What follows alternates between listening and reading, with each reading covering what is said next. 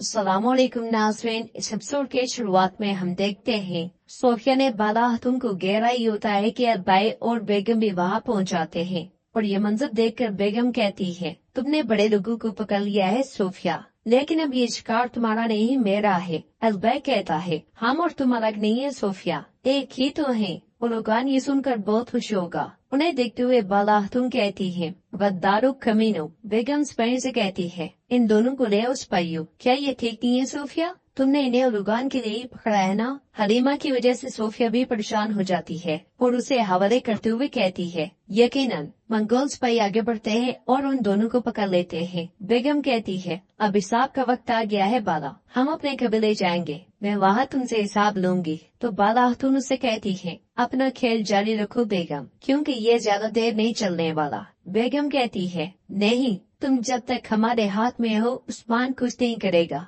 मेरा दौर शुरू हो गया है। इसके साथ वो बाला खातून और हलीमा को लेकर आगे बढ़ जाते हैं। कबीले में बाला खातून को तलाश करते हुए फातिमा कहती है, माँ यहाँ नहीं है। आहिस्ता आहिस्ता परेशानी बढ़ती जाती है। अर्जुन कहती है, मैंने भी उन्हें नहीं देखा। गोंजा कहती है, जंगजू ने भी उन्हें नहीं देखा, उनका कोई सुराग भी नहीं है। ओलोफेरा कहती है, अगर वो बाबा के पास जाती तो हमें जरूर इसका इन होता। फातिमा कहती है, मरियम भी यहाँ नहीं है, कुछ गलत हो गया होगा। तो होलोफेरा उसे हौसला देते हुए कहती है, परेशान ना हो, हम बाला माँ को तलाश करेंगे, सिपाहियों घोड़े ले आओ। फिर होलोफेरा अर्जुन से कहती है, तुम्हें यहाँ कबीले में सिपाहियों के साथ रहना है, कबीला तुम्हारे पास अमानत है, किसी को भी पास मत भटकने देना। ये कहते सारे वो गोंजा, फातिमा और सिपाहियों के साथ रवाना हो जाती है। सोहत ने उस्मान साहब नीचे से, जबकि उनके जांबाज छतों पर से तीर ताने आगे बढ़ते हैं। वो बड़ी खामोशी और सफाई के साथ अपना काम शुरू कर देते हैं। वो मंगोलों को चुन चुन के मारते हैं और साथ साथ उनकी लाशें ठिकाने लगा रहे होते हैं,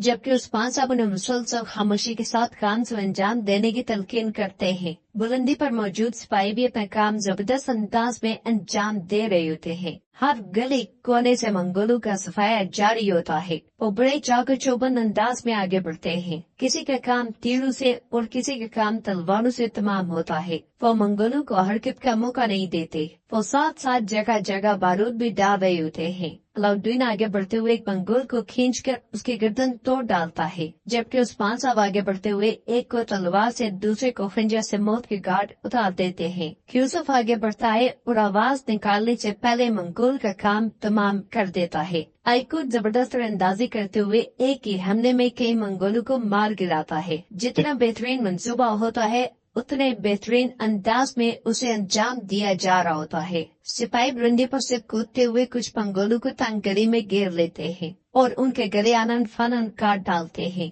सफाया करते करते वो सब सराय तक जा पहुंचते हैं। अलाउद्दीन सिपाही से कहता है, उड़ने वाली आग को तैयार करो। ये कहते और सुनते साथ वो सब बारूद ड्रमों के पास रखने लग जाते हैं और ये काम बड़ी तेजी से अंजाम दिया जाता है। उस्मान साहब भी बाकियों के साथ वहाँ पहुँच जाते हैं और कहते हैं, हम आज ये जगह खून से रंग देंगे। तो रुहान कहता है, हम इनकी वजह से बहाए आंसू के हर कतरे का एहतसाब करेंगे और इसके लिए हम इनका खून बहाएंगे। जवाब में उस्मान साहब कहते हैं, इंशाल्लाह मेरे बेटे इंशाल्लाह। एक मंगोल छुप के उन्हें देख जाता है। उस्मान साहब को भी इसका एहसास हो जाता है, मगर उसे जाने देते हैं और कहते हैं, हमारा काम अभी नहीं हुआ, हमने तो अभी शुरुआत की है। ये कहते साथ वो अपने सिपाहियों के साथ आगे बढ़ते हैं और मंगोल उन्हें देखते हुए निकल जाता है। आगे बढ़ते हुए उस्मान साहब उस मुकाम पे पहुँचते हैं जहाँ पे मंगोलों के हथियार रखे होते हैं। हथियार देखकर उस्मान साहब बहुत खुश होते हैं और कहते हैं, हमें मालूम था कि वो क्या छुपा रहे हैं। उधर मंगोल भागते हुए बुलंद आवाज से कहता है,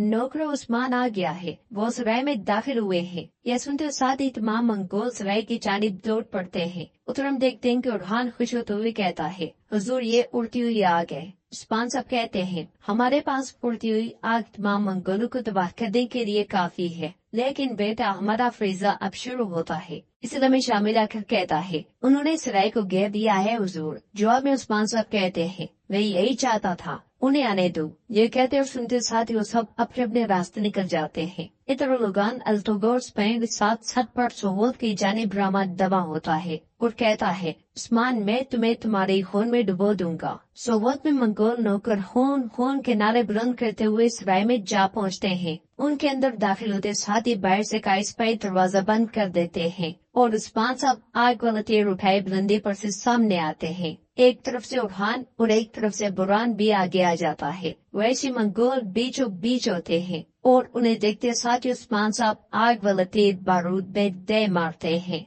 बिछाए हुए बारूद से कई जोरदार धमाके होते हैं।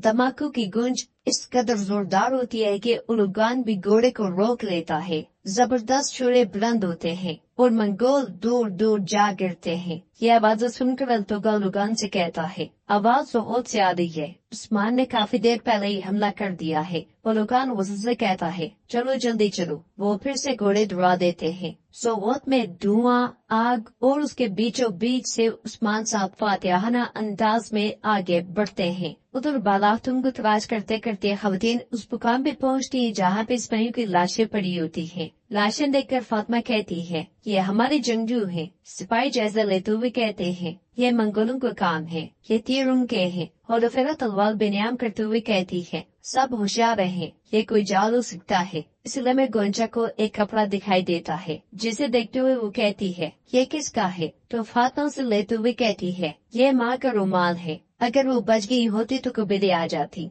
वाज़े तौर पे माँ उनके हाथ में है, शायद मरियम भी साथ है। ओलोफेरा कहती है, हमें फौरन बाबा को बताना चाहिए, हम सोगोत जाएंगे। ये कहते सारी वहाँ से रवाना हो जाती है। उतरत बे और बेगम बाला खातून और हलीमा को लेकर कबीले में दाखिल होते हैं। उन्हें देखकर कबीले के लोग बहुत परेशान हो जाते हैं और आगे बढ़ने की कोशिश तो करते हैं, मगर मंगोल उन्हें रोक देते हैं। बाला खातून निजामत करते हुए कहती है, छोड़ो मुझे छोड़ो। बेगम लोगों से कहती है, ऐ काई के लोगों, जो बातिल की इंतहा देखना चाहता है वो बाला खातून को देखे। इसे एक दिन पे फख्र हुआ करता था जब ये कबीले में थी। अब इसकी हालत को देखो और इससे इबरत हासिल करो। बाला खातून कहती है, क्या मेरे हाथ जकड़े हुए देखकर तुम सोचती हो कि तुमने हमें शिकस्त दे दी है? ना तुम्हारा कोई उन्वान है ना शान। हम अपने मकसद के लिए अपनी जान और इज्जत कुर्बान करते हैं, लेकिन तुमने इक़्तिदार की खातिर अपनी इज्जत को पामाल कर दिया। क्या हम तुमसे इबरत हासिल करेंगे? सोफिया कहती है, बाला तुम और तुम्हारा शोहर दोनों एक जैसे हो। हर बार अपनी हार की वजाहत ऐसे करते हो जैसे तुम जीत गए हो,